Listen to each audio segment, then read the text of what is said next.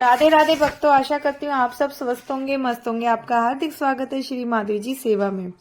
कार्तिक मास का 13वां अध्याय की कथा सुनाने जा रही हूँ, जो इस प्रकार है। कार्तिक कथा को सुनो सभी, सहज मन लाए। 13वां अध्याय लिखू श्री प्रभु शरण में आए।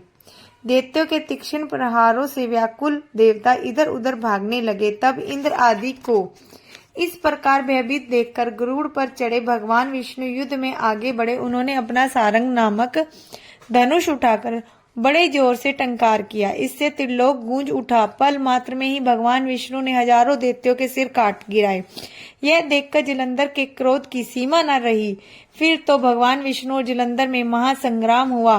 बाणों से आकाश भर गया। लोग आश्चर्य करने लगे। भगवान विष्णु ने अपने बाणों के वेग से उस दैत्य की ध्वजा, रथ और धनुष बाण काट डाले तथा एक बाण से उसकी छाती पर प्रहार किया।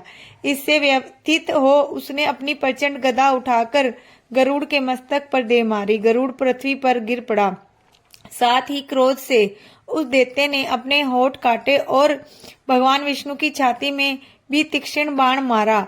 इसके उत्तर में भगवान विष्णु ने उसकी गदा काट दी और अपने सारंग धनुष बाण चढ़ाकर उसको बींधना आरंभ किया। जलंधर ने भी उन पर अपने पैने बाण बरसाने लगा।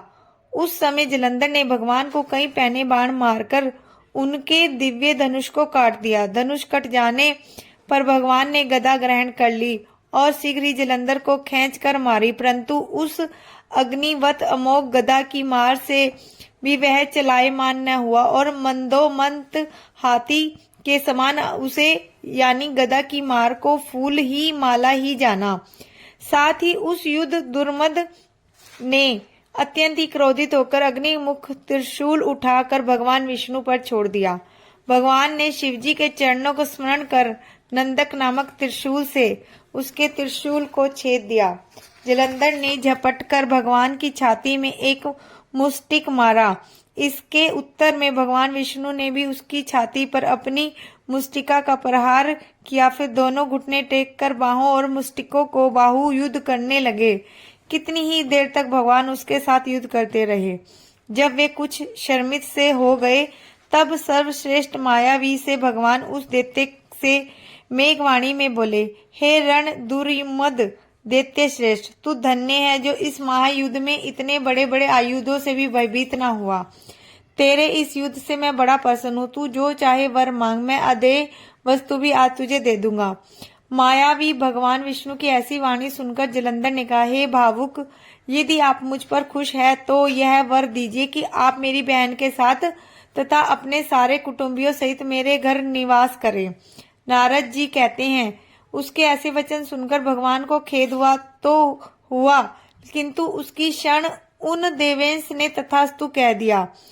अब भगवान विष्णु सब देवताओं के साथ जलंधरपुर में जाकर निवास करने लगे। जलंधर अपनी बहन लक्ष्मी और देवताओं सहित भगवान को वहां पाकर बड़ा प्रसन्न हुआ। फिर तो देवताओं के पास जो रत्न आदि थे, उनके स्थान पर दैत्य को स्थापित करके जलंधर पृथ्वी पर आया। निशुंभ को पाताल में स्थापित कर दिया और देव, दानव, यक्ष, गंधर्व, सर्प, राक्षस, मनुष्य आदि सबको अपना वशवर्ती बनाकर त्रिभुवन पर शासन करने लगा।